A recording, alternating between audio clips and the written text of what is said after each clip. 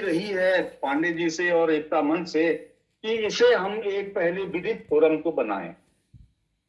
और जहां तक चर्चा हुई, इसमें ये निकल के आया कि कम से कम फर्स्ट स्टेज पे इसे हम रजिस्टर फर्म सोसाइटीज में 1860 के एक्ट के तहत इसे हम रजिस्टर तो कराई हैं, और जो भी हम अपने बाइलॉज एक मॉडल ड्राफ्ट को लेकर मोर और लेस हम थोड़ा चेंजेस परिवर्तनों के साथ अपने बाइलॉज को बनाकर जो भी हम जल्दी से जल्दी उसे अपना बहुमूल्य सुझावों के साथ अंतिम रूप देकर उसे हम रजिस्टर करा पाए तो ये ज्यादा ठीक होगा, क्योंकि कहीं भी एक फोरम के तौर पर हम अपनी बात अधिकृत रूप से वहीं पर रखें तो समय ऐसा है कि उसकी एक वैधानिकता और ऑथेंटिसिटी अवश्य होनी चाहिए। मैं अपनी ओर से ये एक सुझाव ही देना चाहूंगा आज की बैठक में कि इस प्रक्रिया को प्रारंभ कर दिया जाए और हमारे अनुभवी साथियों का जो भी सुझाव हो बाइलॉज फॉर्मेशन में उन सबको इंक्लूड करने के बारे में और उसे अंतिम रूप देने के बारे में भी कहीं न कहीं हम अंतिम स्टेप पर जल्दी से जल्दी पहुंच सके, ये एक मेरा सुझाव होगा। बहुत सुंदर। की प्रतिक्रिया जैसी भी होगी तो उसका भी स्वागत होगा। और जैसा पूर्व वक्ताओं ने अपनी अपनी बातें कही, कुछ पेंडिंग इश्यूज के बारे में बातें कही, भर्ती प्रक्रियाओं में जो अनियमितताएं, नकल आदि की बातें सामने आई हैं, नकल अध्यादेश का बिंदु भी संज्ञान में इस मीटिंग में लाया गया। और पांडे जी ने कार्मिक एकता मंच की ओर से विगत में जो भी सोशल साइट्स पे अपना मंतव्य दिया और उस पर जो भी प्रतिक्रियाएं आई वो भी साथियों के सबके संज्ञान में होगा। निश्चित रूप से बड़ी गंभीर स्थितियों में आज जो राज्य 23वें साल में हम जिसे हम नवगठित राज्य कहते थे, आज देखते देखते ये 23वां साल इस राज्य को गठित हुए हो गया है। और आप और हम दिन प्रतिदिन के साक्षी रहे हैं और ये कहते हुए असीम कष्ट भी है कि जो शहीदों के सपने थे और जिन अरमानों से, जिन कुर्बानियों के बाद इस राज्य का गठन हुआ था, हमें वो दौर भी याद है 1979 में गठन के बाद से उत्तराखंड क्रांति दल की जो संकल्पनाएं थी और आगे जैसे जैसे परिदृश्य बदलता गया और राष्ट्रीय पार्टियों ने राज्य आंदोलन के मुद्दे को किस तरह से अपने एजेंडा में शामिल किया और क्या क्या सब हुआ, आप हम सब उसके गवाह रहे हैं। लेकिन इतना जरूर है कि जिन अपेक्षाओं के साथ और जिन कुर्बानियों के साथ और शहीदों के जिन सपनों के साथ हम इस मुकाम पर आज खड़े हैं, ये मुझे नहीं लगता कि 100 में से 10% लोग भी संतुष्ट होंगे कि जिन उद्देश्यों से राज्य का गठन हुआ था उन उद्देश्यों को राज्य पाने में सफल हुआ है। और कहीं ना कहीं हम क्योंकि उसके हिस्से रहे हैं और आज भी किसी न किसी रूप में हैं, तो हम अपने को इससे अलग भी नहीं कर सकते। इसलिए कहीं ना कहीं कार्मिक एकता मंच वो एक फोरम और ऐसा अपनी भूमिका निभा सके भविष्य में कि राज्य का जो निर्माण ये हुआ, राज्य का जो गठन ये हुआ, कहीं ना कहीं अपने उद्देश्यों में और शहीदों के सपनों को पूरा कर सके। और जो जिसकी जवाबदेही है, वो चाहे हड़ताल का प्रश्न हो, चाहे पदोन्नति का प्रश्न हो, चाहे सीनियरिटी का प्रश्न हो, चाहे एसीपी का प्रश्न हो, चाहे कैडर स्ट्रक्चर के मामले हो, चाहे रिजर्वेशन का मामला हो, तो हर मामले में जो भी सेटल्ड व्यवस्थाएं हैं उनके हिसाब से एक प्रक्रिया पूरी हो। और जहां पर व्यवस्थाएं सेटल्ड होते हुए भी, रूल्स सेटल्ड होते हुए भी अकाउंटेबल तो लोग हैं द्वारा अगर अपनी रिस्पॉन्सिबिलिटीज का सही समय पर उत्तरदायित्वपूर्ण ढंग से निर्वहन नहीं अगर किया जा रहा है, तो इसके बारे में भी कहीं ना कहीं एक पारदर्शी व्यवस्था हम लागू कर पाए, इस दिशा में भी हमें चरणबद्ध तरीके से और अपने अपने जो भी प्रॉब्लम्स हैं, पेंडिंग इश्यूज हैं, या न्यू जो भी हम लोग अपने एक्सपेक्टेशंस के साथ गवर्नमेंट के सामने अपनी बातें रखना चाहते हैं एज ए रिफॉर्म के बारे में, तो उसके बारे में भी हमें एक रणनीति और एक्शन प्लान के तौर पर इसे बनाना होगा। वो चाहे हम विभागवार कहें, उसे हम शॉर्ट टर्म लॉन्ग टर्म के तौर पर भी कह सकते हैं, उसे हम कैटेगोरिकली इसे हम प्रमोशन, सीनियरिटी, एसीपी और हम तरीके से इसको कैटेगराइज भी हमें करना होगा, ताकि हम उस विषय की गंभीरता उसके हिसाब से उस मामले को हम अपेक्षित समय में उसका डिस्पोजल हम कर सकें। जैसे सामान्य तौर पर जितना पूर्व वक्ताओं की बातों से जो सामने आया, पदोन्नति का प्रश्न नौकरी में सेवा में आ जाने के बाद भर्ती की प्रक्रिया अपनी जगह होती है। जो भर्ती में अनियमितताएं आज का ज्वलंत प्रश्न है, वो अपनी जगह ठीक है, अपनी जगह ठीक है, और उस पर पूरे राज्य में और राष्ट्रीय स्तर पर भी ये उत्तराखंड राज्य की एक पहचान का रूप ये ले चुका है कि भर्तियां जो भी, कोई भी ऐसी भर्ती शायद ही राज्य में प्रक्रिया चल रही हो जो प्रश्नों के घेरे में न हो। और जब नीति नियंताओं के द्वारा विधि विधान बनाए जाने की प्रक्रियाएं पूरी करने के बावजूद जिम्मेदार पदों पर बैठे हुए जिम्मेदार लोगों के द्वारा जब अपनी अपनी भूमिकाओं का निर्वहन सही रूप से नहीं किया जा रहा है या किया जाता है, तो तब हमें नकल विरोधी अध्यादेश जैसे कठोर कदम लाना हमारी अपरिहार्यता हो जाती है। और ये परिस्थितियां हमारे सामने हैं, इसे हम दुर्भाग्य भी कह सकते हैं कि ये परिस्थितियां आई। हमें एक देश के सबसे कठोर नकल विरोधी अध्यादेश के तौर पर हमें यहाँ पर लाना पड़ा। हम सभी चश्मदीद हैं कि इस परिस्थिति को हम देखने को विवश हैं, और स्वाभाविक रूप से ये कहने में कोई गुरेज नहीं है कि अगर परीक्षा प्रणाली जिम्मेदार लोगों के द्वारा सही रूप से संपादित की गई होती तो ये प्रश्न कभी सामने नहीं आता कि इसे हम नकल विरोधी अध्यादेश के माध्यम से हम ये कोशिश करें कि सारे समाधान उस अध्यादेश के माध्यम से हो जाएंगे। सवाल कुल मिलाकर वहीं आकर बैठ जाता है, जैसा कि कार्मिक एकता मंच का मूल उद्देश्य है, जवाबदेही की मुहिम। जब हम स्वयं व्यक्ति के तौर पर, संगठन संस्था संगठन के तौर पर और सामूहिक तौर पर और राज्य के तौर पर जिम्मेदार पदों पर बैठे हुए जो भी जिम्मेदारी जिस रूप में भी जिसकी है, अगर हम अपनी अपनी जिम्मेदारी सब लोग समझेंगे तो जवाबदेही की मुहिम चलाने और जवाबदेही को समझने का प्रश्न कहीं न कहीं एक संगठन के तौर पर बहुत आगे जाने की हमें जरूरत भी नहीं पड़ेगी अगर सारे स्तरों पर सभी लोग अपनी अपनी जिम्मेदारियों को समझें, स्थापित प्रक्रियाओं के हिसाब से अपनी भूमिकाएं निभाएं, उत्तरदायित्व निभाएं। लेकिन दुर्भाग्य ये है कि ऐसा संभव नहीं हो पा रहा है, तो इसीलिए कार्मिक एकता मंच की भूमिका भी इसमें बहुत बड़ी हो जाती है। तो जहां तक पदोन्नतियों के प्रश्न हैं, सामान्य तौर पर विभागों में ये देखा जाता है कि पदोन्नतियां लंबित हैं।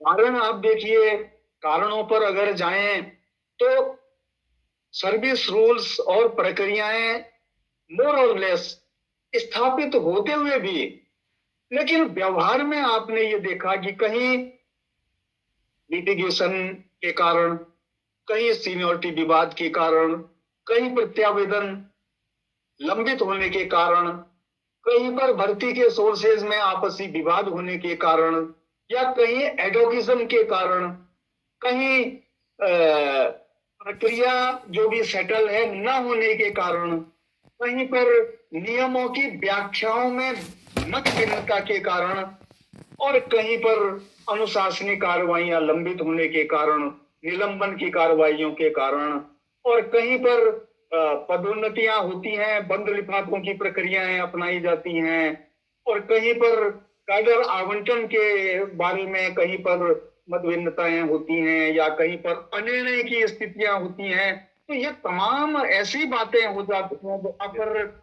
नियम व्यवस्था सेटल होते हुए भी हमें जो निर्धारित समय है और जो भी हमारी एक्सपेक्टेड ग्रीवांसेस हैं उनके हिसाब से हमें सेवा लाभ, विशेष तौर पर पदोन्नति से संबंधित प्रक्रियाओं में हमें प्रतिकूल रूप से सफर करना पड़ता है। तो हमें इन सभी चीजों को विभागवार टाइम बाउंड से शॉर्ट टर्म और सेवा नियमावलियों में जहां भी अगर इंटरप्रिटेशन की मत भिन्नताएं हैं या फिर सेवा नियमों में कहीं पर कोई एनोमली व्याप्त है, उनमें संशोधन की जरूरत है, तो हमें विभाग और इस तरह कैटेगरी वाइज हमें इन चीजों को देखना होगा।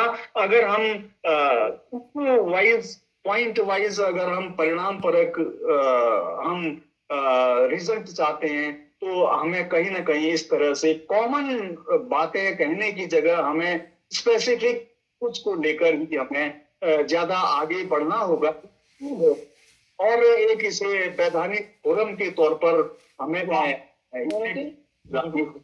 और पर अगर उपस्थित साथियों का कोई बहुमूल्य सजेशन हो तो इसे इंटरेक्टिव सेशन के तौर पर हम आगे बढ़ाएं। कई लोग से थोड़ा सा लगता है कि फीडबैक भी आप लोगों ने इतने सालों में कितना इस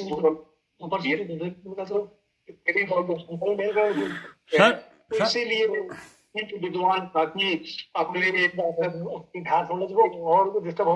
इंटरेक्शन के तौर पर इंटरेक्टिव सेक्शन के तौर पर इसे हम आगे बढ़ाएंगे। जो भी पांडे जी या फुलेरिया जी जैसा भी दिशा निर्देश आगे देंगे उसे हम ऐसे बढ़ाएंगे और उसे कंक्लूसिव तौर पर उसे आज की मीटिंग में हम निष्कर्ष तौर पर वैसा ही उसे फिनिश करेंगे। श्री फुलेरिया जी और पांडे जी इसको आगे बढ़ाएं तो वैसे ही हम लोग आगे। बहुत सुंदर सर। अक्सर ये होता है बातचीत हो जाती है, बातचीत के बाद फिर फिनिश हो जाता है। जो आपने बात कही कि अब सब अपनी अपनी बात रखें, उसके बाद इसका एक कंक्लूजन में हम पहुंचेंगे।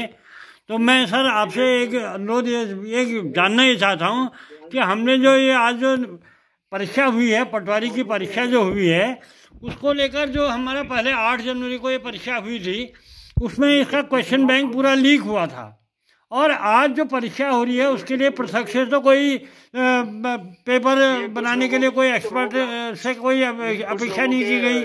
उसी क्वेश्चन बैंक से ये पेपर। एक मिनट प्लीज, माइक्रोफोन कुछ लोगों के ऑन है, कृपया बंद कर दीजिए। आपकी डिस्टर्ब हो रहा है, आप जो बोल रहे हैं वो सुनाई नहीं दे रहा है। हाँ ठीक। तो मेरी आवाज आ रही है वालजा साहब? आ रही है। तो हम कह रहे हैं कि हमारा मानना है कि आज जो एक नकल विरोधी सख्त अध्यादेश जो जारी होने के 2 दिन बाद जो आज जो परीक्षा हुई है उसमें हमारा कहना है कि इस परीक्षा के पेपर तो पहले से ही लीक हैं। हमारा ये दावा है, हमने जो इसका एनालिसिस किया है, क्योंकि वो जो आज का जो पेपर क्वेश्चन आए हैं वो प्रश्न उसी पूर्व में जो क्वेश्चन बैंक लीक हुआ है उसी में से ये प्रश्न आए होंगे।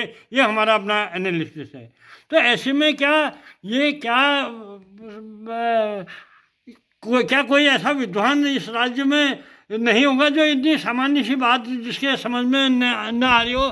क्या ये आंखों में धूल झोंकने वाली बात नहीं है, या हम ही गलत हैं?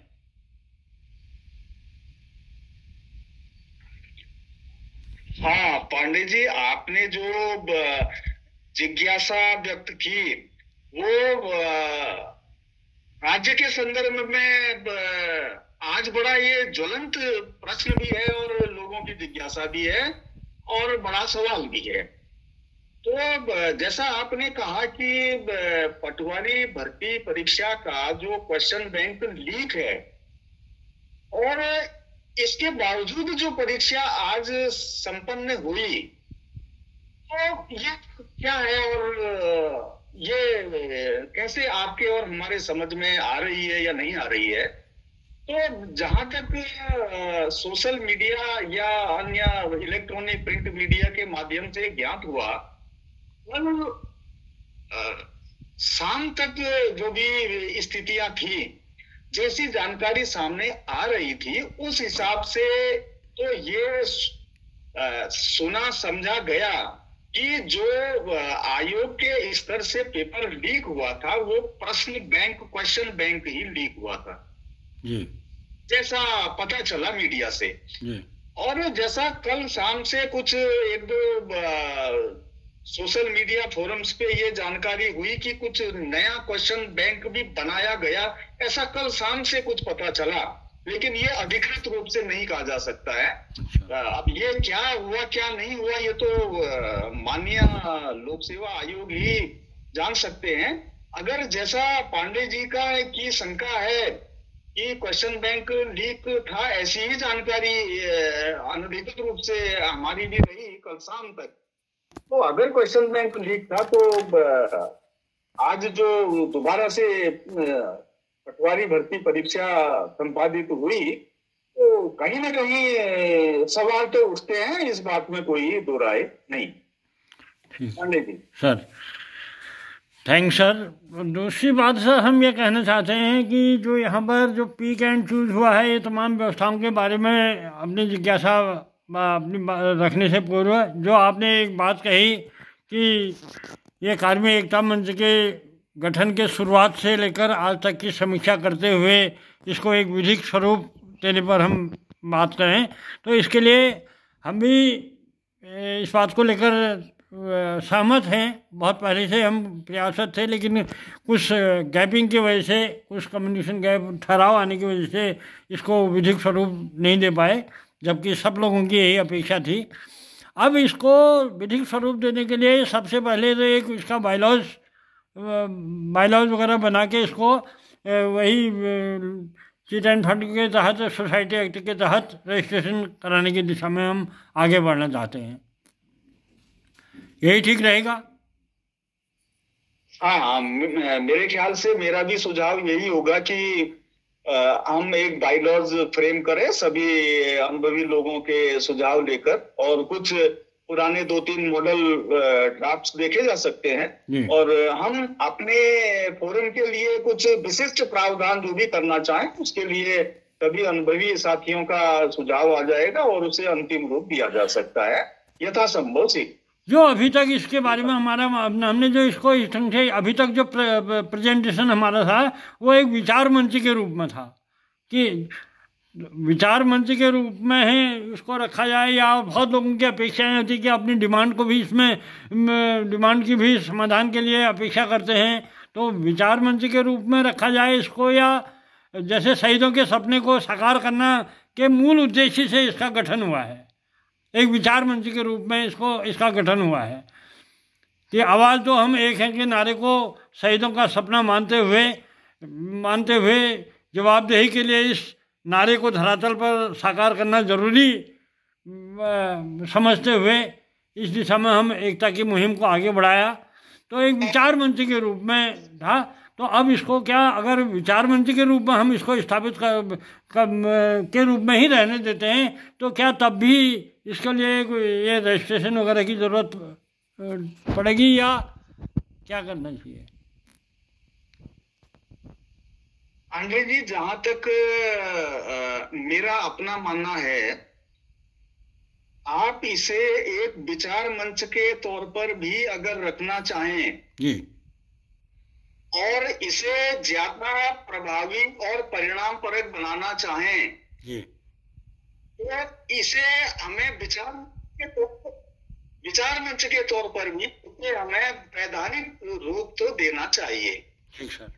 क्योंकि कभी कभी वैचारिक तौर पर भी माना कि एक निष्कर्ष पर हमारा मंच पहुंचता है जी, तो वो निष्कर्ष हो सकता है कई इंटरेस्ट ग्रुप्स हैं या और जो भी अफेक्टेड पार्टीज हैं वो हमारे विचार से मत भिन्नता रखता है, तो कभी कभी ऐसी बातें आ जाती हैं कि सैद्धांतिक बातें भी कभी हमें लीगल फोरम पे जानने की नौबत आ जाती है। तो हमारा एक फोरम वैधानिक तो होना चाहिए, भले ही वो विचार मंच के तौर पर हो। ठीक सर, ठीक। और उससे आगे हम जाना चाहें तो विचार मंच अगर केवल विचार मंच है तो उसमें वाकई सैद्धांतिक ज्यादा होंगी जी। और क्योंकि हमारे मंच से जुड़े हुए काफी अनुभवी लोग अभी सक्रिय रूप से अपना शासकीय सेवा में सेवाएं दे रहे हैं और काफी लोग सेवानिवृत्त भी हैं, और ये भी हो सकता है कि इन क्षेत्रों के अलावा भी हम बाइलॉज के दायरे को व्यापक कर सकते हैं अगर आप चाहते हैं। इसके लिए अगर हम इसे ज्यादा परिणाम परक और ज्यादा इफेक्टिव बनाना चाहते हैं तो हमें एक्चुअल प्रॉब्लम्स, पेंडिंग इश्यूज और अपने सजेशंस और रिफॉर्म्स के साथ भी हमें आना चाहिए। तो ये ज्यादा इफेक्टिव बनाने के लिए इसे हमें विचार मंच से आगे भी हम इसे सोच सकते हैं अगर सभी सम्मानित साथियों की राय। बहुत सही सर। सर दूसरी चीज़ हम ये कहना, मतलब एक जिज्ञासा ये है कि आप चूँकि कार्मिक विभाग में रहे हैं, से सेवानिवृत्त हुए हैं, हमने 2018 में जिन परिस्थितियों में चितई स्थित न्याय के प्रतीक गोलजू के दरबार में विकास के लिए जवाबदेही हेतु फरियाद लगाई थी, वो फरियाद को पूरा कराने के लिए हमने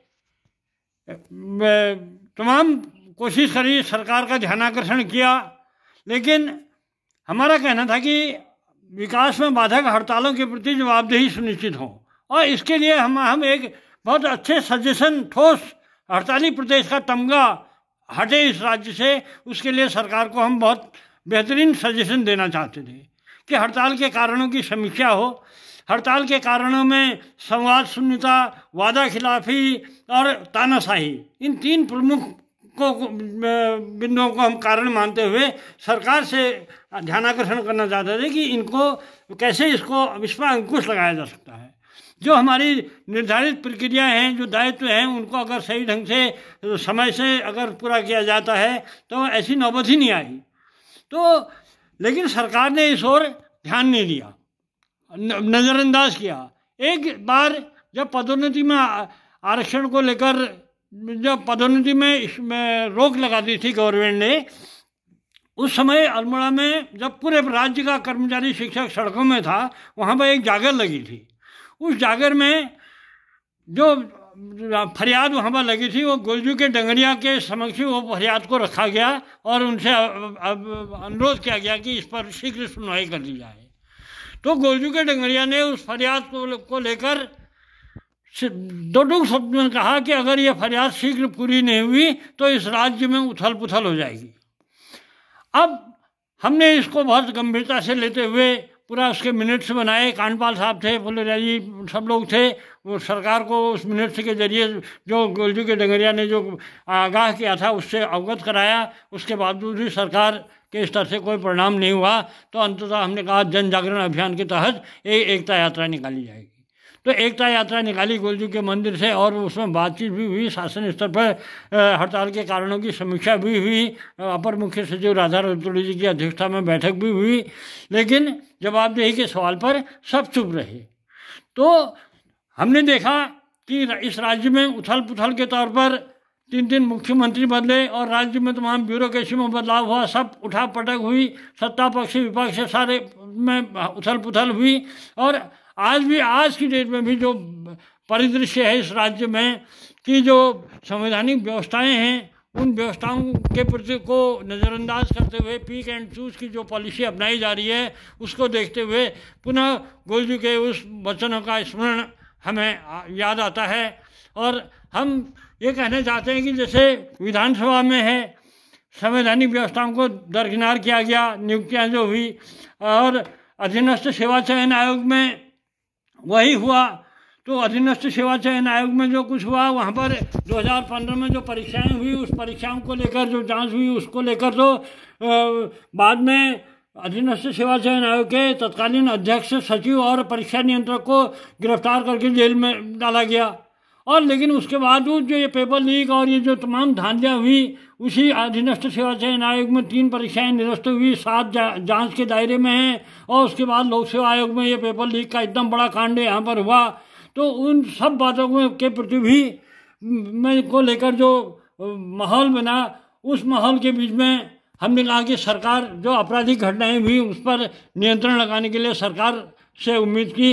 लेकिन जो हमने इसमें पाया कि जो लोक सेवा के सदस्यों की जो नियुक्ति में सरकार के स्तर से ही जो संविधान के अनुच्छेद 316 को नज़रअंदाज करते हुए जो लोक सेवा आयोग के सदस्यों की नियुक्ति की, उसको देखकर हमारा मन बहुत खिन्न है। ऐसे में हम कह रहे हैं कि अपनी जो संवैधानिक व्यवस्थाओं को जो ओवरटेक करके जो भी कुछ भी पिक एंड चूज की कार्यवाही हो रही हैं, उसके लिए हम अपनी बात को कहें तो किससे कहें आखिर? इस बात को लेकर हम बहुत खिन्न हैं। और जन जन के बीच में ही जन जागरण के तहत इस पूरे हालात को लाते हुए वो चितई गुर्जर के द्वारा जो आगाह किया था उसका स्मरण करते हुए आपसे अनुरोध करना चाहते हैं कि इसमें क्या राज्य सरकार की अगर मंशा सही है तो उसको जवाबदेही तय कराने की घोषणा करने में क्यों परहेज हो रहा है, क्यों चुप्पी हो रही है? ये सवाल हमें पहुंच रहा है। क्योंकि आप कार्मिक विभाग से मिले, इस मामले में पूर्व में जो वार्ता हुई थी वो भी आपके संज्ञान में है। इसमें हमको आगे अब क्या करना चाहिए, प्लीज सर? हाँ पांडे जी, आवाज आ रही है? जी सर। हाँ पांडे जी, आपने जो अपना दर्द बयां किया, मैं इसे ऐसे बोलूंगा, और ये जिज्ञासा व्यक्त की या जानना चाहा कि जहां पर पिक एंड चूज की पॉलिसी अपनाई जा रही है और उत्तरदायित्वपूर्ण पदों पर बैठे हुए लोगों के द्वारा जिम्मेदारी का निर्वहन सही तरीके से नहीं किया जा रहा है, तो ऐसे में हम अपनी बात कहाँ रखें, किससे कहें, अपना दर्द बयां किससे करें? तो आपका दर्द अपनी जगह सही है, लेकिन हमें इस बात विचार करते हुए यह भी ध्यान में रखना होगा कि हम एक लोकतांत्रिक व्यवस्था के हिस्से हैं। लोकतांत्रिक व्यवस्था में जहां पर आप एक मताधिकार का प्रयोग करके एक लोकप्रिय सरकार चुनते हैं, लोकप्रिय सरकार जहां पर बहुमत दल की सरकार बनाती है, कार्यपालिका और व्यवस्थापिका में दोनों का उसका दखल होता है, क्योंकि यहाँ पर संसदीय लोकतंत्र है। और स्वाभाविक रूप से बहुमत दल की सरकार को जो लीड करता है उसे राज्य में मुख्यमंत्री कहते हैं। तो स्वाभाविक रूप से जहां पर लोकतांत्रिक व्यवस्था में आपने एक मैंडेट दिया और बहुमत दल की सरकार आई, व्यवस्थापन और उसका एग्जीक्यूशन उसके हाथ में आ जाता है जहां आपने बहुमत उसे दे दिया। अब जहां आप भारत का संविधान को देखें तो वो कानूनों का कानून है, सारी व्यवस्थाएं, कॉन्स्टिट्यूशन इज सुप्रीम, संविधान हमारे देश में सर्वोच्च है। जहां पर संविधान और उसकी व्यवस्थाएं सर्वोच्च हैं, तो आर्टिकल 154 ये अधिकार देता है महामहिम श्री राज्यपाल को राज्य के संदर्भ में कि सारी कार्यपालिका शक्तियां राज्य के संदर्भ में उसमें निहित हैं। तो महामहिम श्री राज्यपाल उन शक्तियों का प्रयोग कैसे करेगा, इसकी व्यवस्था और इसके प्रावधान भी आगे संविधान में दिए हुए हैं। आर्टिकल 166(1) में अगर हम जाते हैं तो जब 154 में तो संविधान ने सारी कार्यपालिका शक्तियां मुहिम श्री राज्यपाल को दे दी। 166(1) आर्टिकल में महामहिम श्री राज्यपाल के ऊपर यह छोड़ दिया कि या तो महामहिम श्री राज्यपाल उन शक्तियों का प्रयोग स्वयं करेंगे। उसके आगे 166(2) में या तो महामहिम श्री राज्यपाल अपनी शक्तियों का प्रयोग करने के लिए अधिकारी गणों को अधिप्रमाणीकृत करेंगे, ऑथेंटिकेट करेंगे। इसके लिए एक अधिप्रमाणीकरण नियमावली हमारे राज्य में प्रभावी है, जो 2002 से प्रभावी है। व्यवहार में आप लोग जानते भी हैं कि महामहिम श्री राज्यपाल की ओर से जो पावर्स यूज की जाती हैं या हस्ताक्षर उनकी ओर से किए जाते हैं यानी अधिप्रमाणित होते हैं, वो चीफ सेक्रेटरी से लेकर शासन में बैठे अंडर सेक्रेटरी तक इस बात के लिए अधिप्रमाणीकृत होते हैं। अर्थात राज्य की सारी कार्यपालिका शक्ति का प्रयोग या तो राज्यपाल महामहिम श्री स्वयं करते हैं या जिन अधिकारी गण को अधिप्रमाणीकृत एक रूल के तहत किया जाता है या तो वो करते हैं। और कौन अधिप्रमाणीकृत अधिकारी कहां कहां पर अपने अधिकारों का प्रयोग या हस्ताक्षर करेगा महामहिम की ओर से, वो कार्य बंटवारा नियमावली और रूल्स ऑफ बिजनेस में तय होता है। तो ये तो रहा कि शक्तियों का प्रयोग कहां कहां है। आपने मताधिकार का प्रयोग करके सरकार बना दी। संवैधानिक रूप से वो सरकार संचालन में जो बहुमत दल है, कार्यपालिका और विधायिका में जो प्रभावी भूमिका निभा रहा है, आपने सारे अधिकार, संवैधानिक अधिकार उन्हें दे दिए। सारे संवैधानिक अधिकार दे दिए तो स्वाभाविक रूप से लोकतांत्रिक व्यवस्था में कैबिनेट का मुखिया मुख्यमंत्री, माननीय मुख्यमंत्री होते हैं, तो सबसे ज्यादा अधिकार भी स्वाभाविक रूप से निहित उन्हीं में होंगे लोकतांत्रिक व्यवस्था में। और व्यवहार में महामहिम श्री राज्यपाल को आप अगर सैद्धांतिक तौर पर राजनीति शास्त्र के विद्यार्थी के तौर पर देखें तो वो नाम मात्र के प्रमुख हैं। सभी कुछ कैबिनेट की सलाह से कैबिनेट को लीड माननीय मुख्यमंत्री करते हैं। तो सारे अधिकार लोकतांत्रिक व्यवस्था में संवैधानिक सारे अधिकारों को अधिकृत रूप से प्रयोग करने का जिम्मा कैबिनेट और उसको लीड करने वाले माननीय मुख्यमंत्री जी के ऊपर आ जाता है।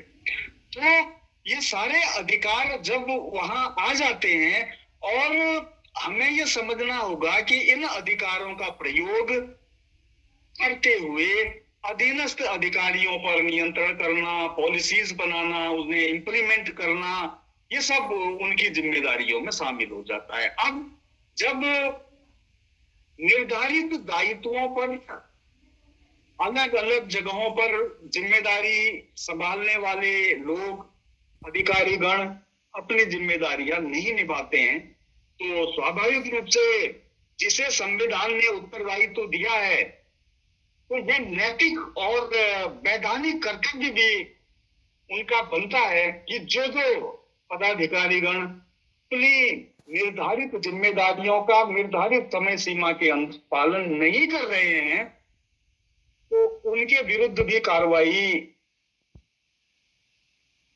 यथोचित यथासमय अपेक्षित रूप से कार्रवाइयां हों, ये भी सुनिश्चित होना चाहिए संवैधानिक रूप से। यह भी एक लोकतंत्र का तकाजा है, होना चाहिए। ये दुर्भाग्य की बात है कि ऐसा व्यवहार में नहीं हो रहा है। और आप और हम एक कार्मिक एकता मंच के तौर पर बैठे हैं कि ये जवाबदेही का सवाल कैसे सुलझाया जाए, कि कैसे लोग अपने जिम्मेदारी को समझें, और अगर कोई जिम्मेदारी नहीं निभा रहा है तो अंततः जिम्मेदार कौन है।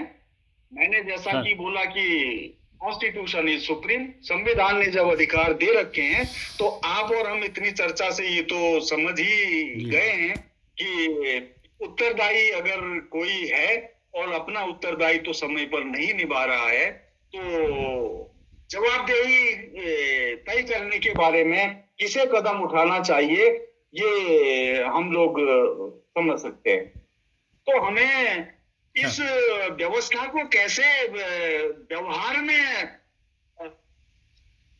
एक्टिव रूप से हम उसे परिणाम तक बढ़ा सके, तो इसके लिए हम लोग क्या कर सकेंगे, ये हम लोग इसके लिए आगे action plan, line of action कैसे बनाएं, ये हम लोग विचार विमर्श करके आगे तय कर सकते हैं। जी सर, जी सर, थैंक यू सर। बिल्कुल जो आपने कहा कि जिसके जो दायित्व हैं, अगर वो दायित्वों को सही ढंग से निर्वहन करे, जैसे लोक सेवा आयोग का ज्वलंत उदाहरण है, अगर वहाँ पर जो पेपर लीक जैसी जो घटनाएं हुई, अगर वहाँ पर जिसके जो दायित्व हैं उनके द्वारा उन दायित्वों का सही ढंग से निर्वहन किया होता, तो ऐसे पेपर लीक जैसी आपराधिक घटनाएं घटित ही नहीं होती। तो ऐसे मामले में जवाबदेही वाली बात है, जहां अधीनस्थ सेवा चयन आयोग के अध्यक्ष, सचिव और परीक्षा नियंत्रक को गिरफ्तार कर जेल में डाला गया है, वहीं जो अन्य मामले हैं उनमें क्यों नहीं हुआ है, ये एक सवाल है। ऐसे सवाल हैं जिनसे साफ जाहिर होता है कि ये पिक एंड चूज की कार्यवाही पॉलिसी हो रही है। ऐसे ही हमारा ये जवाबदेही के मामले को हम इस ढंग से भी, इस रूप में भी लेते हैं, जहाँ पर ये बातें राजकाज की बातों में तो लेते ही लेते हैं, हम अपने संगठनों में भी इस जवाबदेही के सवाल को चरितार्थ करना चाहते हैं कि हम अगर यूनाइटेड नहीं हो पा रहे हैं तो उसके लिए भी हम जवाबदेह हैं। जो लीडिंग पर्सन हैं संगठनों में वो जवाबदेह हैं, कहीं ना कहीं प्रत्यक्ष और अप्रत्यक्ष रूप से। तो सबको ये जवाबदेही की बात को अगर हम कहते हैं, हड़तालों के प्रति जवाबदेही की बात कर रहे हैं, तो जो हड़ताल करने वाले हैं वो उनको भी आकलन करना होगा, अपने सेल्फ एनालिसिस करना होगा कि जो हड़तालें हो रही हैं वो जेन्युइन हैं या जिन परिस्थितियों या कैसे कितनी सही है कितनी गलत है। तो सभी मामलों में सब बातें अगर हम यूनाइटेड हो हम तो जवाबदेही बिना एकता के संभव नहीं है। ये हमारा अभी तक का एनालिसिस है इस एकता की मुहिम में। जवाबदेही के सवाल को लेकर जो भी हमने एक्टिविटीज़ की है उसको लेकर हमारा कहना है कि जवाबदेही के लिए एकता जरूरी है। एकता के बिना जवाबदेही नहीं हो सकती और जवाबदेही के बिना एकता नहीं हो सकती है। तो जवाबदेही को अपने आचरण में हमको लाना ही लाना होगा। तो अब मैं समझता हूँ कि जो भी लीडिंग पर्सन है इस जवाबदेही को इस ढंग से ही, मात्र हम इस ढंग से ही नहीं कहना चाहते हैं कि सरकार जवाबदेह है या मुख्यमंत्री जवाबदेह है, ऐसा ही नहीं, हम सब जवाबदेह हैं। आज की डेट में जो इतना बड़ा इस राज्य में जो इतना बड़ी आपराधिक घटनाएं हुई हैं उस सब के लिए भी जो चुप हैं। जी सर, मैं थोड़ा सा अपना सबमिशन देना चाहूंगा। जी सर।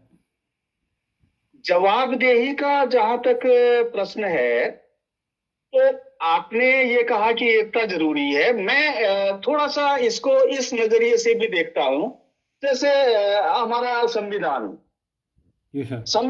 आर्टिकल 14 आप जानते हैं, rule of law. Rule of law, विधि का शासन। विधि का शासन जहां पर है तो आप ये देखें कि उत्तरदायी तो वहां पर गौण हो जाएगा जहां पर विधि का शासन होगा। यानी नियमों में, कानूनों में पारदर्शिता अगर होगी और वहां पर आपकी मनमानी व्याख्या नहीं चलेगी, विधि के समक्ष सब समान होंगे, विधि का शासन होगा, तो वहां पर मनमानी व्याख्याएं नहीं होंगी पांडे जी। तो हमें कोशिश ये करनी चाहिए कि जहां भी वो, चाहे सर्विस मैटर्स हो, सर्विस रूल्स हो, प्रक्रियाएं हो, जो भी व्यवस्थाएं हो, हमारी पॉलिसीज हो, चाहे ट्रांसफर एक्ट हो, पारदर्शी हो और व्यक्ति विशेष का मुंह देखकर करने वाली न हो, विधि के समक्ष सब समान हो। जवाबदेही अपने आप आएगी जहां पारदर्शिता होगी, विधि का शासन होगा। तो हमें ज्यादा से ज्यादा कोशिश ये करनी होगी कि विधि का शासन हो, विधि के समक्ष सब समान हो, पारदर्शिता हो और उत्तरदायित्व भी आएगा। और हमें कोशिश ये करनी चाहिए जहां पर विधियों का मनमाना इंटरप्रिटेशन हो रहा है। आपने ये देखा होगा कि जब भी हम हड़ताल के प्रश्न पर विचार करते हैं या ऐसी नौबत आती है तो आपने देखा होगा कि पदोन्नतियां आपकी है या और कोई इश्यूज पेंडिंग है, आपने देखा होगा कि या तो नियम गलत बना है या नियम की व्याख्या गलत हो रही है या लिटिगेशन हो रहा है। उसके कारणों पर आप जाएंगे तो कहीं ना कहीं वो भी मनमाना इंटरप्रिटेशन पे टिका होता है। तो हमें कहीं ना कहीं ऐसे नियम, कानून, पारदर्शिता पर ज्यादा जोर देना होगा जहां पर हमें हड़ताल पर जाने की नौबत ही ना आए, तो हमें ऐसे बिंदुओं को भी चिन्हित करना पड़ेगा issue wise. Pandey ji. Thank you sir.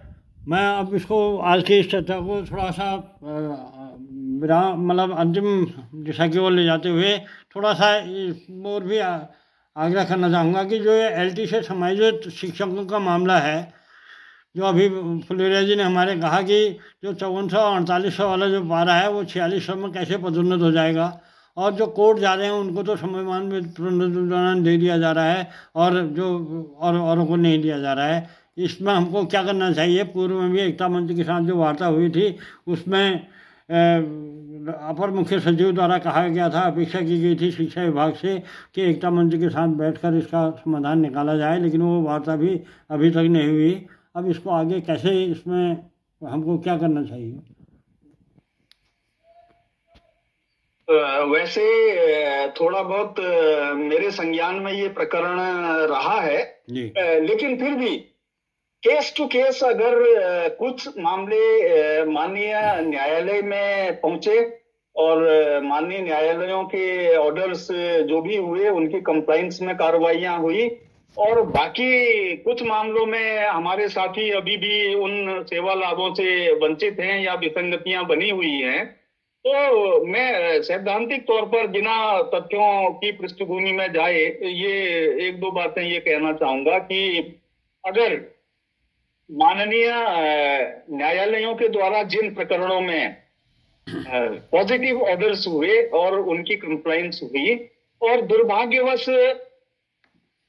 समान प्रकरणों में विभाग या गवर्नमेंट लेवल पे पॉजिटिव कार्रवाइयां नहीं हुई, तो इसके लिए कुछ एपेक्स कोर्ट के कुछ लीडिंग केसेस इस बारे में आए कि जहां पर उसने एक टेक्निकल टर्म या लीगल टर्म जिसे कहेंगे उसे पेरी मैटेरिया केस कहा जाता है। अगर किसी प्रकरण के तथ्य समान हैं और उसी मामले में ऑनरेबल खासकर हाई कोर्ट और एपेक्स कोर्ट ने कोई रूलिंग दे दी है और पेरी मैटेरिया केस में तथ्य समान है, तो ये जरूरी नहीं है कि समान मामले में दूसरे साथी को भी कोर्ट में ही जाना पड़े और तभी गवर्नमेंट निर्णय ले। तकाजा ये होना चाहिए कि अगर पेरी मैटेरिया केस है और एक मामले में ऑनरेबल हाई कोर्ट ने ऑर्डर पास कर दिया है, तो पेरी मैटेरिया केस मानते हुए गवर्नमेंट को जो हमारे वंचित साथी हैं उनकी ग्रीवांस पेंडिंग देखते हुए उस पर निर्णय लिख लेना चाहिए। ये एक सैद्धांतिक रूप से उचित बात समझी जा सकती है, लीगली इसे सही माना जाता है और इस लाइन पर काम होना चाहिए। ठीक सर, थैंक यू सर। तो सर आप आज की इस वेबिनार में जो एक तो जो निष्कर्ष के रूप में चर्चा के बाद जो निष्कर्ष निकला वो ये है कि जो कार्मिक एकता मंच को एक विधिक स्वरूप देने के लिए इसका एक विधिवत बायलॉज तैयार किया जाए और उसके बाद इसको उसमें किसी उपस्थित साथी का कोई अन्यथा विचार हो तो ये सामने आ सकता है, अदरवाइज सुझाव भी यही है, पंडित जी आपका भी यही है, तो मैं इसे उचित समझता हूँ। और बाकी साथी लोग अगर भिन्न मत न रखते हो तो इस लाइन पे आगे बढ़ा जा सकता है। नहीं, सब एग्री हैं सर इसमें बहुत लोगों की पहले से भी इसमें हमारे धीरेन्द्र पाठक जी हैं, हेलो, पहले भी सब लोगों की पहले से भी इसमें हमने बहुत इसमें एक्सरसाइज की भी थी। फुलोरिया जी के बाद वो डॉक्यूमेंट हैं अभी भी हमने तैयार किए थे पेपर वगैरह, तो उसको आगे बढ़ाते हैं। ये तय हो गया आज की इस वेबिनार के कि इसका एक विधिक स्वरूप बहुत जल्द से जल्द तैयार किया जाए, बायलॉज बनाकर इसको रजिस्ट्रेशन के लिए इसको हम प्रस्ताव को पुटअप करेंगे। और दूसरी बात यह है कि जो एकता की मुहिम है, जवाबदेही के सवाल को लेकर जो एकता की मुहिम है उसको लेकर समूचे राज्य के समूचे कर्मचारी शिक्षक समुदाय को एक मंच पर लाने की जो हमारी पहले मुहिम थी उसको जारी रखते हुए ये भी जो हमारा आज की डेट में ये भी एक तय हो जाए सर उसको, क्योंकि अब हम इसको इसमें एक्सरसाइज करेंगे कि इसमें जो इस मंच में कौन कौन लोग होंगे, क्योंकि जो मेरा मानना है कि जैसे हमारे शहीदों के सपने को साकार इसमें मेरा सुझाव ये होगा जी कि अभी जो आपके कार्मिक एकता मंच में जो भी हमारे सक्रिय साथी सदस्यगण पदाधिकारीगण उपलब्ध हैं जी उनमें से आप जो भी आप उचित समझे प्रासंगिक समझे तो एक कोऑर्डिनेशन कमेटी एक बना दीजिए। ठीक सर। और सभी विभागों से तालमेल करके एक रूपरेखा बनाएं कि सभी को एकजुट करके हम आगे क्या करें। कोऑर्डिनेशन कमेटी एक 5-7 लोगों की आप बना दीजिए जिसमें अधिकतर बड़े बड़े विभागों का प्रतिनिधित्व तो सुनिश्चित हो सके, ऐसा आप प्रयास करें। ठीक सर। कोऑर्डिनेशन कमेटी ठीक है। फुलेरिया जी इसमें कुछ कहना है महासचिव जी?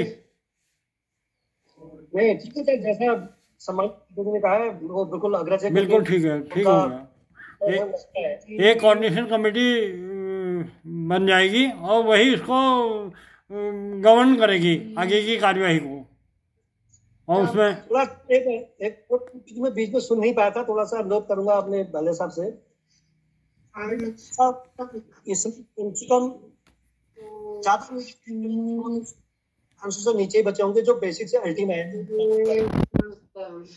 क्या उनको सेम प्रकार में दे हो सकता है या नहीं हो सकता? क्योंकि आप कार्मिक में रहे हैं और पूरी फाइल कार्मिक से लेकर के वित्त मार्केट चयन और प्रोडक्ट उसी समय निर्धारित हो जाता है जब सेवा काल में आता है।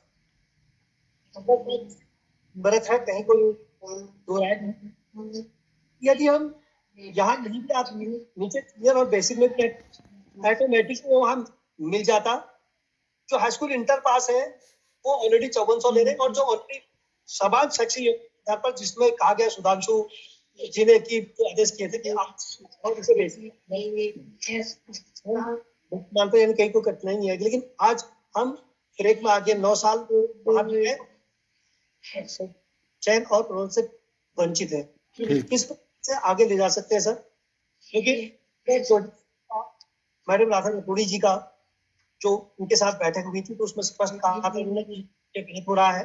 463 देश है उसमें भी उन्होंने कहा था अगर कार्मिक को उसका चयन नहीं मिलेगा उसको नुकसान है। तो लिहाजा इन बातों पर, क्योंकि राधा रतूड़ी मैडम की भी बात थी, पूरा शासन कहते हैं, आज विभाग के अधिकारी कह रहे हैं ये सत्य हो गए और सेम को 2014 की नियमावली दूसरी नियमावली बना दी जाती है जिसमें दोनों हो गए। एक ही जूनियर हाई स्कूल हुए दो व्यक्ति, एक समायोजन कैसे हुआ, दूसरा प्रोडक्ट कैसे हुआ, एक को चयन मिल गया दूसरे को नहीं मिल रहा है। ये पीड़ा खिंचता है सर, इस पर थोड़ा सा फॉलो करेंगे तो पूरा दिखा दे जाएगा।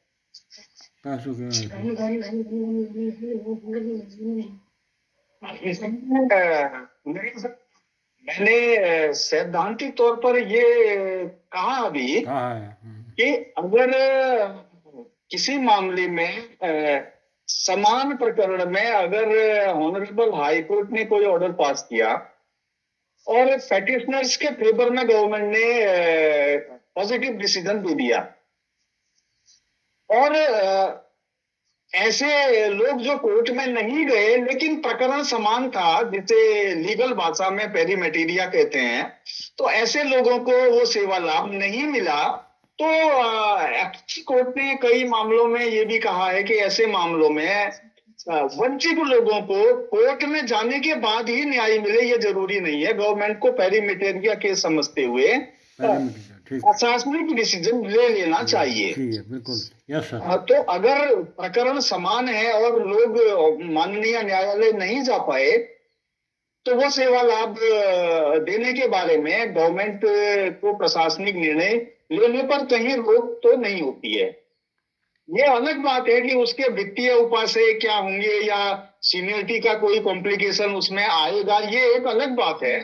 लेकिन अगर पेरीमेटेरिया केस है, तथ्य समान है, तो गवर्नमेंट को ये जरूरी नहीं है कि वंचित लोगों को कोर्ट में जाने का इंतजार करें तभी प्रशासनिक निर्णय लें, ये जरूरी नहीं है। तो इसके लिए हम अपना जस्टिफाइड रिप्रेजेंटेशन समय समय पर उचित फोरम पर देते रहें, ये हमें करना चाहिए। करेंगे, ठीक हो गया। अपनी उचित मुद्दों के लिए वो हमें करना चाहिए। ठीक हो गया, थैंक यू सर। तो इस वेबिनार में हमारे वरिष्ठ साथी आदरणीय धीरेन्द्र पाठक जी भी उपस्थित हो गए हैं। उनकी भी ये जो हम इसको एक रजिस्ट्रेशन एक विधिक स्वरूप देने की बात कर रहे थे इस एकता मंच को, पाठक जी इस पर शुरू से ही बहुत जोर देते आए हैं और इसमें काफ़ी एक्सरसाइज भी हुई थी। तो पाठक जी के संज्ञान में लाना चाहूँगा कि आज की इस वेबिनार के मुख्य अतिथि महोदय द्वारा भी इसको विधिक स्वरूप देने के बारे में सब लोगों की चर्चा के बाद ये तय हो चुका है कि इसको शीघ्र ही एक विधिक स्वरूप देते हुए बायलॉ तैयार कर विधिक स्वरूप प्रदान किया जाएगा और एक कोऑर्डिनेशन कमेटी का गठन करते हुए आगे इसको गवर्न किया जाएगा। ये आपके संग और कोई बात किसी को रखनी हो, हमारे सीताराम पोखरियाल जी कोई बात रखना चाहते हैं तो उनसे भी आग्रह है। नमस्कार सर। हाँ नमस्कार पाठक जी, स्वागत है। तो आज को सर किन बिंदुओं पर सर ये वार्ता आज की एजेंडा जो है? एजेंडा यही है कार्मिक एकता मंच को किस ढंग से नए सिरे से कैसे इसको विधिक रूप से विधिक स्वरूप देते हुए कैसे इसको मजबूत किया जाए, सबके अपेक्षाओं के अनुरूप कैसे इसको प्रतिस्थापित किया जाए उस बारे में और समस्याओं का समाधान कैसे हो, इसी बात को लेकर चिंतन मंथन चल रहा है। सर हाँ हाँ आ रही है। तो ठीक है सर, मैं हमेशा मेरी क्या रहती है स्थिति जब आंदोलन होते हैं तो मैं बिल्कुल एकदम एग्रेसिव हो जाता हूँ इस चीज के लिए। मैं देखता नहीं सामने कौन बैठा है। अगर मुद्दा सही है तो हम लड़के जीत के लेंगे, और मुद्दा गलत है तो फिर हम साथ भी नेते मेरा सही शुरू से माना रहा है। जहां तक फुलर जी इस बात की चर्चा कर रहे थे कि जो जूनियर हाई स्कूल से जो लोग आए हैं एलटी में, तो मैं शुरू से मेरा एकदम क्लियर कॉन्सेप्ट है कि इन लोगों को मिलना चाहिए लाभ, चयन प्रबंध मिलना चाहिए। अगर सरकार नहीं मानती तो एक बार मुख्यमंत्री से, एक बार वार्ता भी मिसाल से हो चुकी है, एक बार डीजी से मिला जाए। क्योंकि हमारे बड़ा दुर्भाग्य होता है कि जब कोर्ट ने एक तरह के मामले को निपटा दिया उसी तरीके से अन्य मामले निपटा देने चाहिए। लेकिन यहाँ क्या होता है कि उतने ही लोगों को और जाना पड़ेगा कोर्ट, तब निपटाएगा। क्या शासन और अधिकारी जो लोग बैठे हैं, जो अपने आपको पीएस कहते हैं या आईएएस, वो लोग अपने आप को कहते हैं या सरकार उनको बनाते हैं, किस बात के लिए आईएएस बनाती जब निर्णय नहीं देना तो कि दो वार्ता एक बार कार्मिक एकता मंच द्वारा इनसे लगवा किसी सामने नहीं मानते तो सामने से कोर्ट में डालेंगे बेस को। इसमें इस मुद्दे पर लगातार हम अगर मीटिंग में नहीं मिले तो एक बार टेबल टॉक के माध्यम से जानना बहुत जरूरी है। तैयार शुरू से बताया उनके साथ के जो लोग हैं जिनका प्रमोशन नहीं हो पाता है, जो लोग नहीं बन पाते, वो तो वो 4800 ग्रेड पे ले रहे हैं, 5400 ले रहे हैं, और जिसको प्रमोशन का नाम दिया जा रहा है वो बंदे को कहते हैं क्या चयन का लाभ ही नहीं है। या आप उसको कहते तो आप 48 ग्रेड खत्म हो जाती है। ये भी है, अगर आप कहते हैं कि पार्टी में हमने प्रोमोट करते हैं तो आप सीधे सीधे वो 46 से आगे उसी पद में समायोजन तो नहीं माना जाता। उसका एक तरीका और है, उसको प्रमोशन करते हो 4600 के स्थान पर 4800 ग्रेड पे दे दो आप, न बजेगा न रहेगा बांस, न बजेगी बांसुरी। मैं सीधी बात इस बात को फिर उस पीरियड में जहां जितने साल हैं तो उनको भी अपना उसका चयन मिलते रहेगा, उनको प्रमोशन मिलता रहेगा। इसका एक मात्र हल ये भी है जिस सोल्यूशन की ओर को जाने रहे कि जब हम वो जो व्यक्ति जब तक उसको 4 साल और पूरे होंगे फिर वो कहते चयन प्राप्त करेगा।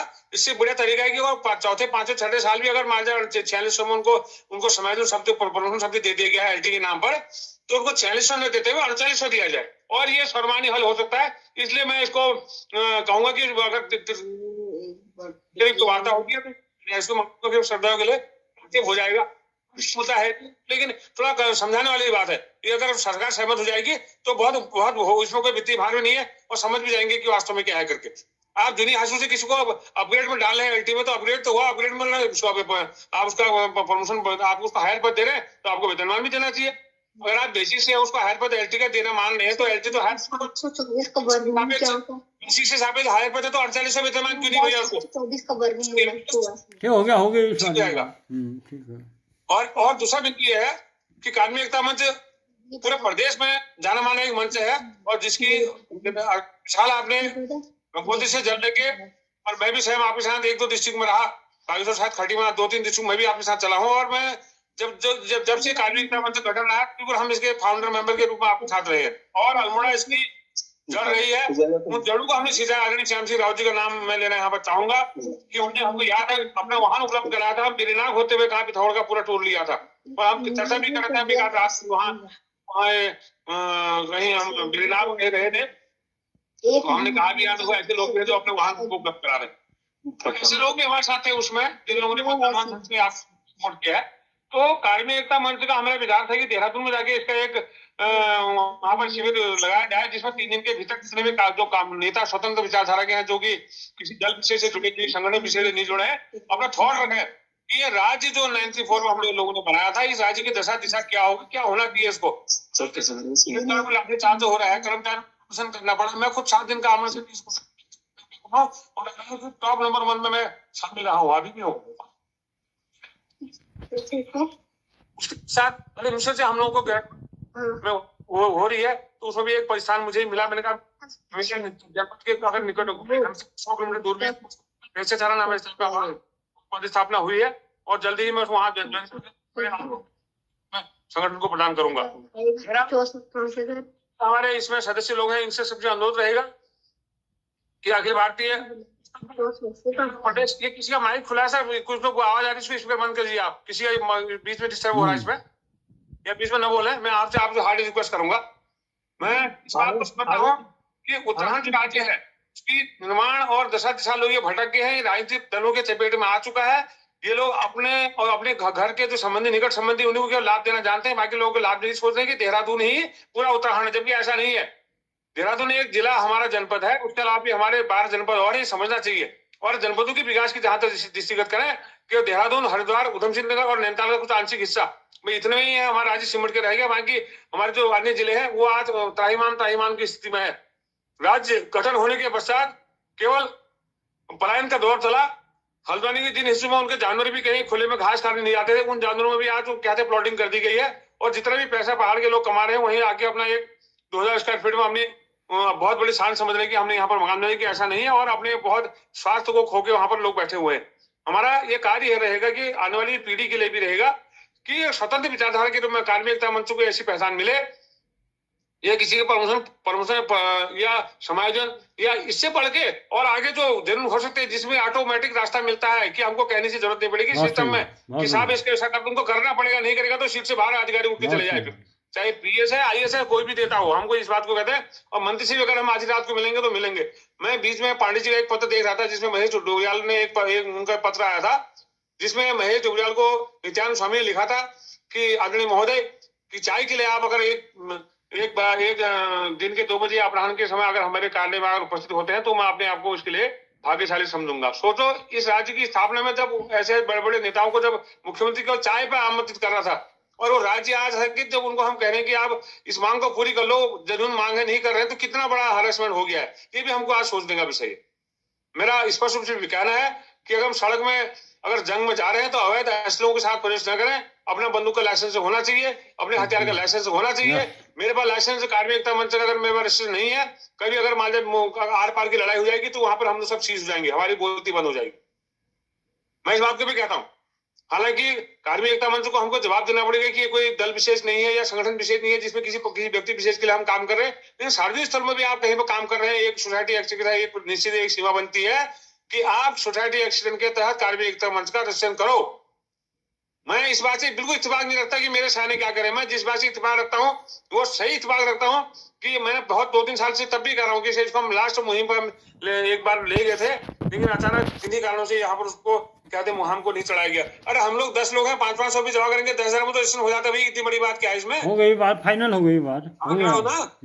मैं इस बात को मैं नहीं चाहूंगा कि दोबारा ऐसी स्थिति है कि महीने भर के अंदर कार्रवाई आर पार की लड़ाई होनी चाहिए। पांडे जी को अंतिम मैं आपने पांडे जी मैं देखो, मैं पहले भी बहुत बड़ा ग्रुप, और लेकिन इतना भी जरूर है, मैं जहाँ पर गलत है मैं निश्चित रूप से आपसे भी कह रहा हूँ पांडे जी, इसमें गलती हो रही है, आप चाहे नाराज हो, नहीं होना चाहिए इस बात। बिल्कुल हो गया, ये डन हो गई ये बात। ऐसा नहीं कि हम लोग की भी एक उम्र हो चुकी है, हम लोग के बच्चे नहीं है, 32 साल हम संगठन के भीतर झोंक चुके हैं, 100 से अधिक आंदोलन कर चुके हैं, 30 दिन 14 दिन की हड़ताल कर चुके हैं, और 7-7 दिन का आंदोलन कर चुके हैं। लगभग मैं कम से कम 15 या 20 बार कर्मचारी खुद अपने विभाग में कर चुका हूँ, और अभी भी कर ही रहा हूँ।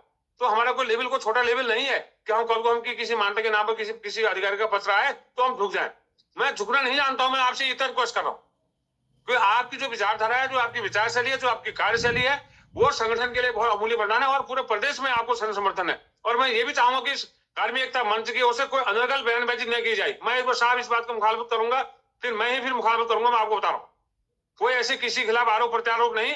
संगठन का जो न्यूज पत्र भी कहीं जाता है, अखबार को जाता है, तो उसकी एक बार निश्चित रूप से आप उसकी विवेचना कीजिए कि क्या लिखा गया है। कोई लिखने में कहीं ऐसा तो नहीं कि कोई गलती हो रही है।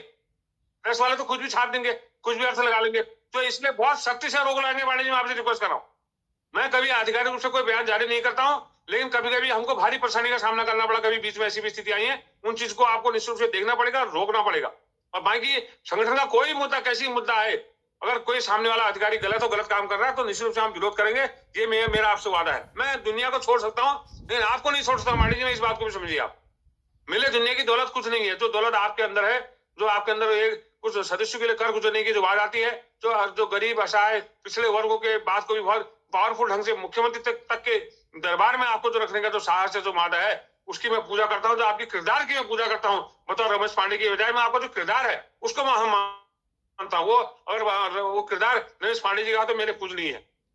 तो ये एक ही व्यक्ति है जो पूरे उत्तराखंड में, और चाहता हूँ कि इसको आप, क्योंकि आप रिटायरमेंट भी हो चुके हैं, अच्छे से समय देंगे और आने वाले समय में भी आप नई पहुंच तैयार करके इसका नेतृत्व सही हाथों में सौंपेंगे, ताकि ये पहुंच जो आपने बना रखा है, जो कार्यशाला बना रखी है, कि आपकी विचारधारा को, आपके कार्य क्षेत्र को, आपके कर्म क्षेत्र को, आपके जो विचार क्षेत्र को, आपके जो रचना जो आपके अंदर जो जुड़ा हुआ है, उसको पूरे प्रदेश में जगह जगह स्थापित कर सके और कार्मिक एकता का नाम पूरे उत्तराखंड में नहीं पूरे विश्व में स्थापित हो चुके। यही मैं आपसे अनुरोध करूंगा।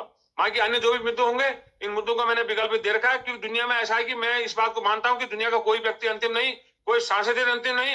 हर जगह से नई शुरुआत की जा सकती है और नई मंजिल को पाया जा सकता है। अब अन्य बाकी मुद्दे क्या कर रहे होंगे, मैं आपसे फिर कहता हूँ कि हमारे जो राजभवन से जो विधानसभा, जो राज्यपाल के यहाँ से जो लोग विधान भवन में जो लोग हमारे विधानसभा अध्यक्ष के यहाँ जो कार्यरत थे, उनके जो कर्मचारी बाहर किए गए हैं, उनका भी बीच में बहुत बड़ा मुद्दा यहाँ पर आया था, उसमें भी आप द्वारा सहयोग किया गया। मेरा ये कहना है कि उस मुद्दे को हमने नहीं छोड़ना है। मैंने उन लोगों से भी कह रखा है कि आप एक खाता खुलवाइए, हम लोग से जितना चाहे 500 का अंशदान होगा, 1000 का अंशदान होगा। अगर हम लोग, हमारी संख्या अगर 100, 200, 500, 1000 होगी तो कुछ न कुछ उसमें रचना, कुछ अंश कोर्स जाएगा, तो उससे भी कुछ आप लोगों को राहत मिलेगी। जितने भी राजनीतिक दल आ रहे हैं वो भी उसमें सहयोग करेंगे। उन लोगों की पीड़ा का भी आपने हरा है। और मैं आपसे एक बात, बहुत बड़ी बात कहता हूं, जिस दिन हमने कार्मिक एकता के मंच में उन लोगों को जोड़ा, उस दिन से पूरे प्रदेश में होड़ लग गई कि उनके बीच में जाया जाए। और ठीक उसके दूसरे दिन से प्रदेश के संगठनों का मैं नाम नहीं लूंगा, उन लोगों ने भी वहां पर उनके साथ भागीदारी की। एक बहुत बड़ी अच्छी शुरुआत है। अब होड़ लगी कि हम क्यों नहीं गए पहले, कार्मिक एकता मंच ने इसको शुरुआत कर दी, कहीं ये मुद्दा ये नहीं लाए। हमारे मुद्दा नहीं था, हमारे मुद्दा था कि उनकी समस्या का हल होना चाहिए, लेकिन वो लोग अभी पहल कर रहे हैं तो अच्छी बात है। लेकिन जब भी हम कार्मिक एकता मंच बोला है, उत्तराखंड का सिंहासन डोला है, इस बात को आप मान के चलिए। और आपके साथ ऐसे ऐसे लोग हैं जहां जाएंगे हम, सत्ता तो क्या, हम कहते हैं विश्व सत्ता को पलटने का साहस रखते हैं अपने थॉट के बल पर। याद नहीं, हम में ऐसे ऐसे लोग विचारक हैं, जो लोग अगर अपने पर आ जाए तो किसी भी संगठन में वो ताकत नहीं है जो थॉट मंच का आपके साथ लोग जुड़े हुए, जो ताकत जुड़ी हुई है। आदरणीय गोलजू का आशीर्वाद इस संगठन को बना हुआ है और बना रहेगा। कई भविष्य में जब भी आपका प्रोग्राम लेके अल्मोड़ा तो आपका स्वागत है, धन्यवाद है। हम हैं तो हमारे पुलिरा जी है, आदरणीय भैंसवाड़ा जी है, आदरणीय श्याम सिंह रावत जी है, सब आपके हम निश्चित रूप से आपका बेसब्री से इंतजार करेंगे। जो भी कार्यक्रम देंगे उसका हम पालन करेंगे। जय हिंद, जय संगठन, धन्यवाद। धन्यवाद पाठक जी, आपने जो बहुत अच्छी बात कही पूरी बात में, कि हमारा भी एक शुरू से ये रहा है कि जो सब लोग अपने अपने सवालों को कहते हैं। इस राज्य में हमने देखा, राज्य गठन के बाद सब अपने अपने फाइलों को बगल में दबाए अपने अपने सवालों को लेकर चल रहे हैं। हर कोई सोचता है कि यार मेरी बात को सुन दे, वे मेरी बात को सुन दे। हमारा अपना मंच का मेन जो कॉन्सेप्ट है वो ये है कि सबके सवालों का समाधान एक क्लिक में कैसे हो। वो क्लिक यही है, सिस्टम को जवाबदेह बनाना। और सिस्टम जिस दिन जवाबदेह बन जाएगा तो स्वतः ही सबके काम स्वतः स्फूर्त ढंग से, सुचारू ढंग से होने लग जाएंगे। ये हमारा पूरा कंसंट्रेशन इस बात पर है। आपने इस बात को उजागर किया, मैं धन्यवाद करना चाहूँगा कि आपने इस मेन जो मुहिम है, मेन जो हमारा कॉन्सेप्ट है, उसको आप बहुत अच्छी तरह उसका आपने ध्यान आकर्षित किया। उसके साथ ही क्योंकि आपने ही इसको लीड करना है, इस मुहिम को आपने ही आगे ले जाना है। जिस दमदार ढंग से आप अपनी बात को रखते हैं, बेबाकी ढंग से, वो हमें भी आपसे अपेक्षा है। और मुझे भी बहुत अच्छा लगता है कि आप ही लोग निश्चित रूप से जो मुहिम ये है, जो एकता, शहीदों के एकता का सपना है, वो निश्चित रूप से एक न एक दिन उसको पूरा करने में हम कामयाब होंगे। मेरा तो यही है कि मेरे तो पूरी पूंजी जो है आदरणीय सुमन सिंह वालिया जी हैं।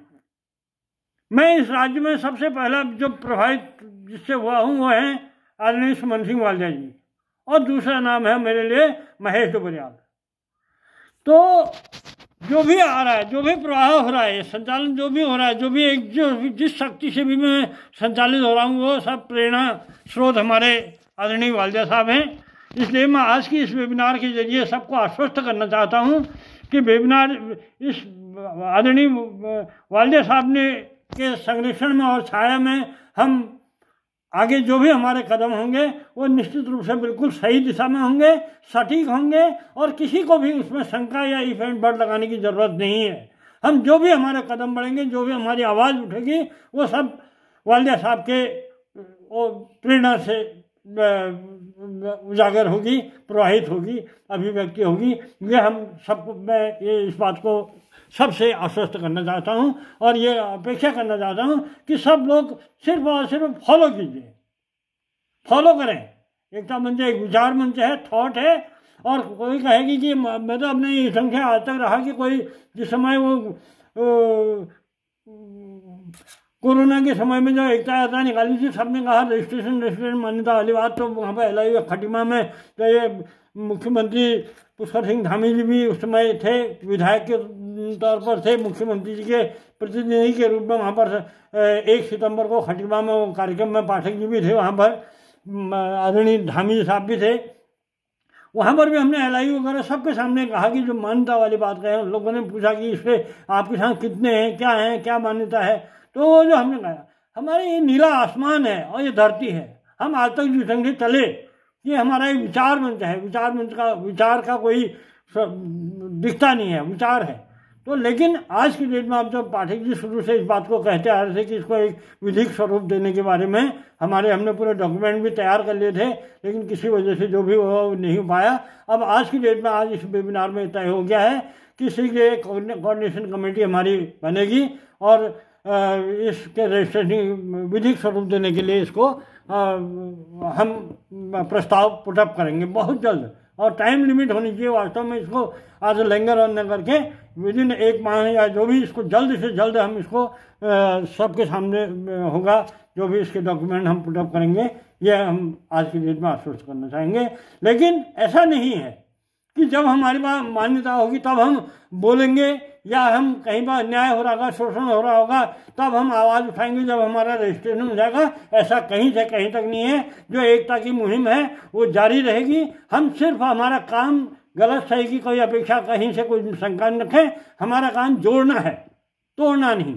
हम चाहते हैं इस राज्य के समूचे कार्य, जिस राज्य के बनाने के लिए इस राज्य का समूचा कर्मचारी शिक्षक समुदाय ने 94 दिन तक सड़कों पर संघर्ष किया, वो कर्मचारी शिक्षक समुदाय जिस दिन एक मंच पर आ जाएगा, ये हमारा मूल उद्देश्य है। जिस दिन एक मंच पर एक छतरी में आ जाएगा, उस दिन इस कार्मिकों को अपने नौकर के रूप में समझने वाले, हड़काने वाले, उनकी जेन्युइन डिमांड्स को अनदेखी करने का साहस किसी में नहीं रहेगा। मैं कहना ये बात को मैं पूरे राज्य सब लोगों ने कहा कि इस कार्मिक एकता मंच से क्या मिलेगा, तो हम कहते हैं अपने वजूद की ताकत का एहसास दिलाने में हम कामयाब होंगे हर कर्मचारी शिक्षक को। और वो वजूद की ताकत यह होगा जिस दिन यहाँ का, इस राज्य के जो सब लोगों की जो आज अनदेखी हो रही है, इस राज्य का मुख्यमंत्री भी आपके मुद्दों पर सीधे आपसे बात करेगा और आपके साथ चाय पीने में अपना सौभाग्य समझेगा। वो ताकत हम लोग हैं। उस ताकत को हम पुनर्जीवित करके और इस धरातल पर प्रतिस्थापित करके दिखाएंगे। ये हमारा संकल्प है। हम रचनात्मक कार्यों के जरिए एकता की मुहिम को आगे बढ़ाएंगे। इसके अलावा हमारे न कोई डिमांड है न कुछ है। इस एकता की मुहिम को हम अनवरत जारी रखेंगे, इसको गति देंगे और इधर इसको विधिक स्वरूप देने के लिए आदरणीय वालिया साहब के मार्गदर्शन में बहुत जल्द से जल्द इसको हम प्रस्ताव पुटअप कर देंगे। ये मैं कहना चाहूँगा। मैं बहुत आभारी हूँ कि आदरणीय वालिया साहब ने लगभग 3 बजे से मीटिंग हो रही थी, इतना समय उन्होंने दिया और सभी बहुत जटिल बातें भी रखी। नया एक काउंटर पहले जो सबका संबोधन हो चुका था, उसके बाद उन्होंने कहा क्वेश्चन आंसर होंगे, उससे एक जो निष्कर्ष निकल आएगा वो सर्वमान्य होगा, वो बहुत अच्छा रहता है।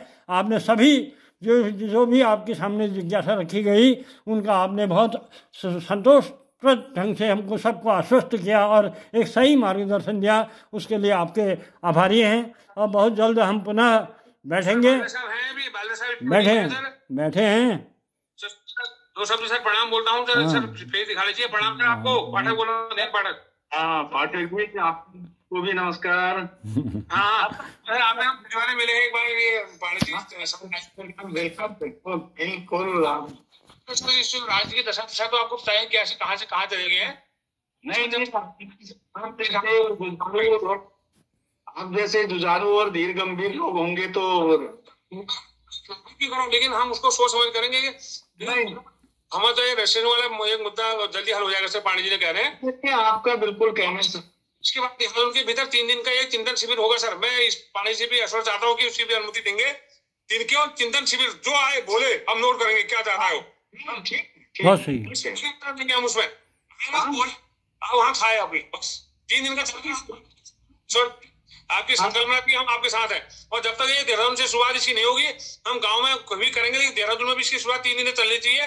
जहाँ जितने प्रिंट मीडिया, इलेक्ट्रॉनिक मीडिया सब आएगा तो पूरा प्रचार प्रसार होगा, पूरे जाएगा उसको, पूरे उत्तराखंड में जाएगा।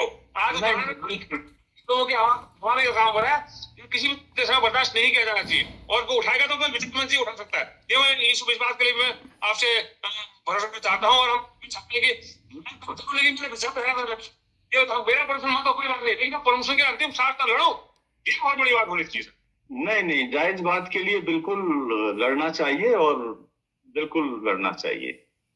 मैं नेगेटिव नहीं सोचना है, पॉजिटिव दिशा में हम लोग कोशिश। बिल्कुल सर, हम लोग को से बाहर कर दिया गया।